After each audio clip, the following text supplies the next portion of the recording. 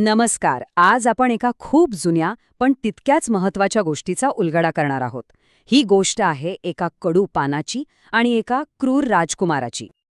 आता बघा, ही गोष्ट जरी 2000 वर्षांपूर्वीची असली ना, तरी ती एक असा प्रश्न विचारते जो आजही तितकाच महत्वाचा आहे.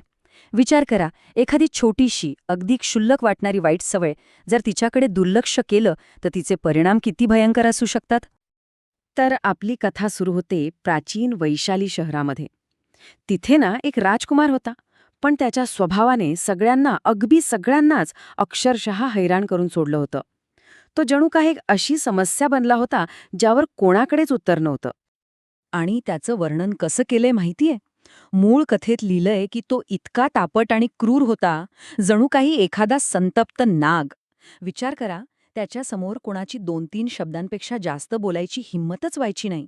त्याची तुलना थेट एका संतापलेल्या नागाशी केली गेली होती. यावरूनच कल्पना येते की तो किती भयंकर असेल. आता परिस्थिती इतकी हाताबाहेर गेली होती की त्याचे आई-वडील, नातेवाईक, मित्र सगळेच हारले होते. कोणीच त्याला सुधारू शकलं नाही. मग जेव्हा सगळे उपाय संपले, तेव्हा शेवटचा आशेचा किरण म्हणून त्यांनी ठरवलं की त्याला सर्वज्ञ बुद्धांकडे घेऊन जायचं. त्यांना वाटलं की आता फक्त बुद्धच काहीतरी करू शकतात. बरं, मग बुद्धांनी काय केलं? त्यांनी ही समस्या कशी सोडवली? त्यांनी एकदम सरळ मार्ग निवडला. राजकुमाराला थेट त्याच्या वागण्याचे परिणाम काय होतील ह्याची जाणीव करून दिली. बुद्धांनी काहीही अडपडदा न ठेवता अगदी स्पष्ट शब्दात सांगितलं. ते म्हणाले की तुझा हा क्रूर स्वभाव फक्त दुसऱ्यांनाच त्रास देत नाहीये, तर तू स्वतःच्याच भविष्याचा नाश करतोयस. त्यांनी त्याच्यासमोर एक चित्रच उभं केलं. या जन्मात कुरूपता आणि पुढच्या जन्मात नरकवास किंवा आजारपणाने भरलेलं आयुष्य. हे ऐकून कोणालाही धक्का बसेल. आणि या शब्दांचा परिणाम अविश्वसनीय होता. बुद्धांच्या फक्त एका उपदेशाने त्या राजकुमाराचा सगळा अहंकार गळून पडला. त्याचा तो क्रूरपणा कुठल्या कुठे नाहीसा झाला. तो पूर्णपणे बदलून गेला, जसं काही एखाद्या विषारी सापाचे दातच काढून टाकावेत. आता आपल्याला वाटेल की चला, समस्या सुटली, राजकुमार सुधारला, गोष्ट संपली. पण थांबा, खरी गोष्ट तर आता सुरू होणार आहे. या कथेत एक जबरदस्त ट्विस्ट आहे. हे प्रकरण इतकं सोपं नव्हतं. झालं असं की सगळे भिक्खू बुद्धांच्या या चमत्कारावर चर्चा करत होते. आणि तेव्हाच बुद्धांनी स्वतः एक मोठं रहस्य सांगितलं. ते म्हणाले, अरे, मी या राजकुमाराला सुधारण्याची ही काही पहिली वेळ नाहीये. याच्या आधी म्हणजे त्याच्या मागच्या जन्मातही मी असंच केलं होतं. आणि मग इथून बुद्ध आपल्याला एक जातककथा सांगतात, त्यांच्या स्वतःच्या एका पूर्वजन्माची गोष्ट. तर मग चला, आपणही बुद्धांसोबत भूतकाळात जाऊया. ही गोष्ट आहे बनारसची, जिथे हीच सगळी पात्र पण वेगवेगळ्या रूपात पुन्हा एकदा भेटतात. तर या जुन्या कथेत बोधिसत्व म्हणजे स्वतः बुद्धांचं पूर्वीचं रूप एका ज्ञानी तपस्वीच्या भूमिकेत आहेत. मग आहे बनारसचा राजा, जो एका त्रस्त वडिलांच्या भूमिकेत आहे. आणि हो, आपला तोच राजकुमार तेव्हाही तितकाच तापट, तितकाच क्रूर.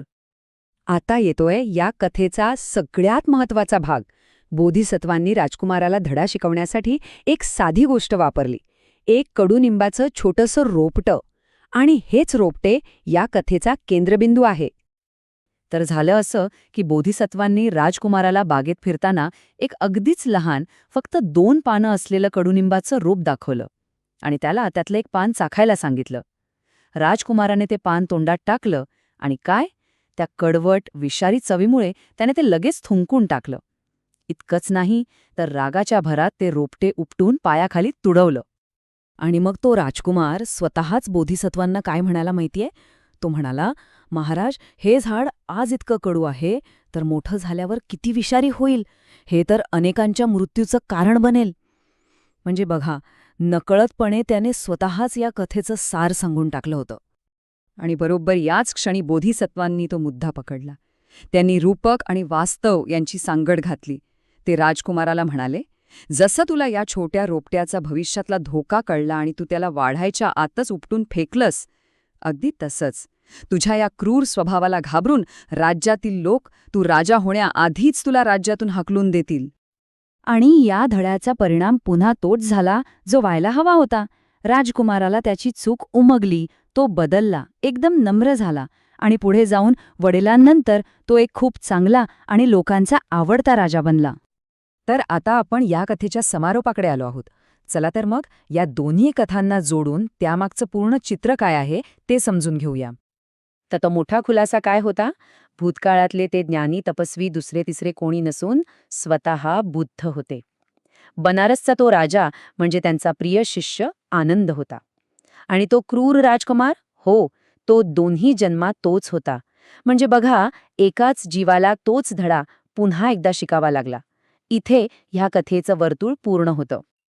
मग ह्या संपूर्ण गोष्टीतून आपल्याला शिकायला काय मिळतं? अगदी सोप्पं आहे. आपल्या आत असलेले छोटे छोटे दोष, ज्यांना आपण क्षुल्लक समजतो, त्या वाईट सवयी, जर आपण त्यांच्याकडे वेळीच लक्ष दिलं नाही, त्यांना मुळापासून उपटून काढलं नाही, तर त्याच कडुनिंबाच्या झाडासारख्या मोठ्या होतात आणि आपल्या आणि इतरांच्या आयुष्यात विष कालवतात. आणि हीच गोष्ट आपल्याला एका खूप महत्त्वाच्या प्रश्नावर आणून सोडते. ही जुनी गोष्ट ऐकल्यावर आपण सगळ्यांनीच एकदा स्वतःमध्ये डोकावून पाहिलं पाहिजे. आपल्या आयुष्यात अशी कोणती लहान कडू पानं आहेत, जी मोठी होण्याआधीच मुळासकट उपटून काढणं गरजेचं आहे. खरंच विचार करण्यासारखी गोष्ट आहे, नाही का?